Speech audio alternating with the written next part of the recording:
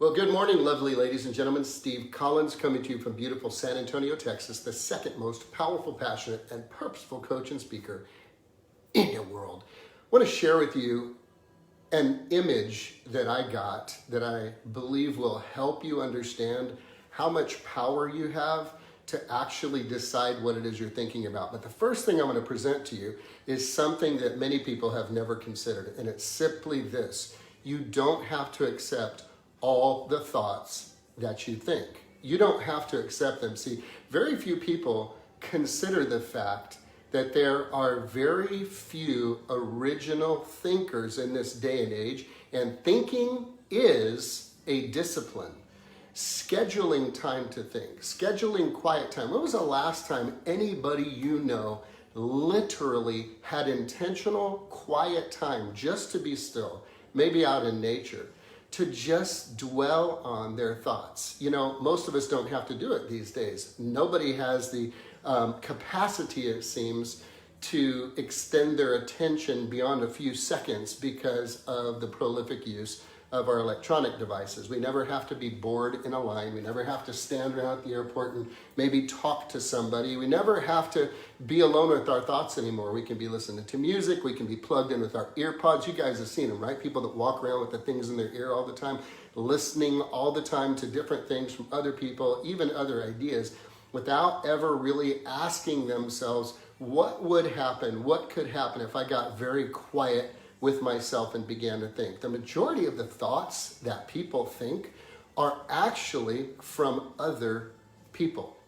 A lot of them are businesses, because businesses will spend billions and billions and trillions of dollars a year marketing and advertising to gain access to this magnificent thing that you walk around with every single day for free.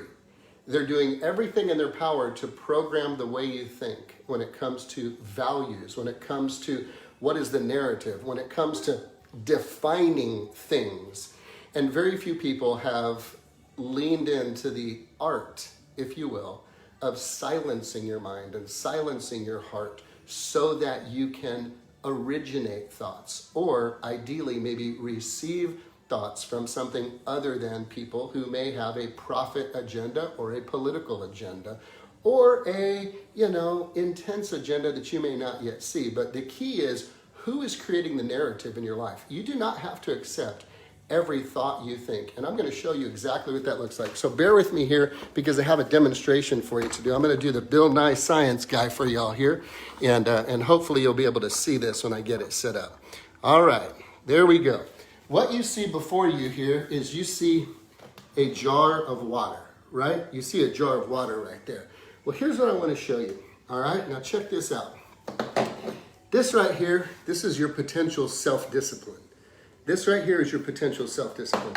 This represents your brain, okay, your mind. And think about this for a minute, okay? You cannot keep a bird from flying over your head, but you can dadgum sure make certain that it will not land in your hair and build a nest. Okay, you can't keep a bird from flying over your head, but you could I'm sure keep it from landing in your hair and building a nest. What do I mean by that? You may not be able to control or stop the first thought that hits your head. You may have a tendency to judge other people or to stereotype other people or situations and just dismiss it. And the reason we do that is because it takes brain power and energy to think. Okay, so most people don't want to expend the brain power and energy, so they just dismiss or judge or just think it through. So this right here represents your mind. Okay, this is your brain. This is your self-discipline right here. Okay, and the goal for this is not that you never have self-defeating thoughts or maybe disempowering thoughts or maybe thoughts that will bring you down. It's not going to be the goal to never have those thoughts, because that's nearly an impossible task. The goal here is for you to be very quick with how you capture and choose to remove those thoughts. So let's just use, if you will, red food coloring as thoughts that hit your head. Okay, you guys can see the water real clearly here, right? Now let me just show you something very interesting. If I were to, let's say, have you ever woken up and had a negative thought?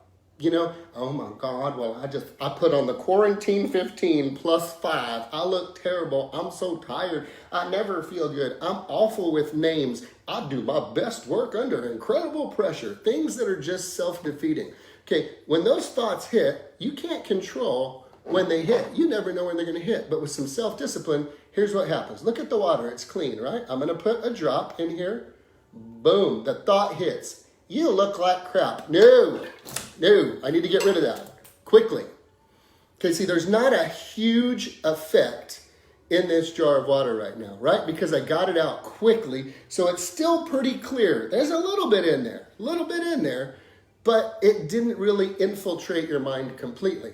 Now I feel like crap, and you 3, 2, 1. I can't think that way. I need to get it out. Oh, damn. Even those 3 or 4 seconds, look what began to happen, ladies and gentlemen.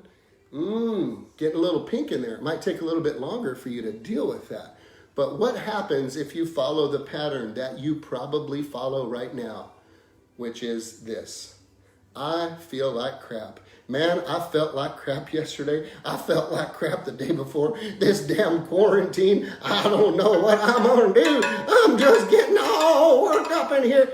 And ladies and gentlemen, good luck getting that out. And if you have a habit of negativity, well, man, they look like crap too. Well, I don't know if I'm going to get my job. Well, who the hell is going to make a good president? Well, I can't believe I might catch the Rona. Oh, what if my kids catch the Rona? What if I lose my house? Bruh, you are jacked up. Good luck getting those thoughts out. So you see, we can't keep the bird from flying over our head. Boop. But if we're quick, whoosh, we can stop it from landing and building a nest in our hair. Does this make sense? You can see now what it looks like when you get all jacked up. If this is your brain and this represents the negative thoughts and this is your self-discipline, you gotta get them out quickly. You gotta move them out quickly. As soon as the negative thought hits, bam, get it out. As soon as it hits, bam, get it out. Because the more you stir it up and the more you get all jacked up and the more you let it infiltrate what's going on, the more difficult it's going to be to shake that crap. So ladies and gentlemen, you don't have to accept every single thought that you think. You don't have to accept it. You don't have to dwell on it. And as soon as it comes in, you have the power to take it captive and get rid of it. Now, I showed you how to get rid of it, but you know what the next level is? Is having a plan in advance of what you're going to say that may be the opposite. Well, I do my best work under pressure, so I'm always under pressure. No, maybe I did my best work under pressure till now, but now I do my best work when I've planned a little bit and I operate in peace. Well, I look like crap. Nah, you don't really look like crap. You probably just need to wash your hair, shave, maybe put on some eyeliner and makeup, and, things are going to be okay. I'm going to get over this. I just don't. Well, I feel terrible today. I can't stand it. I'm awful. I didn't sleep well. First world problems. I didn't sleep well. Maybe I can take a nap. Maybe I'll go to bed a little bit early tonight, but it's going to be okay. You see, it's one thing to capture the thought and eliminate it. It's an entirely different level to replace it with something more powerful. You don't have to accept every thought that you think. You don't have to take it in. But let me tell you something. This was clear. What's your goal? Your goal is to keep it clear. As soon as those thoughts come by and hit, you get it out quickly. As soon as it hits, you get it out quickly. Because the more you dwell on it and the more you spend time with that negativity, the more difficult it's going to be to shake it. So what's my point today, ladies and gentlemen? You got the power. God's given it to you. I hope you'll use it today. Have a great day, guys.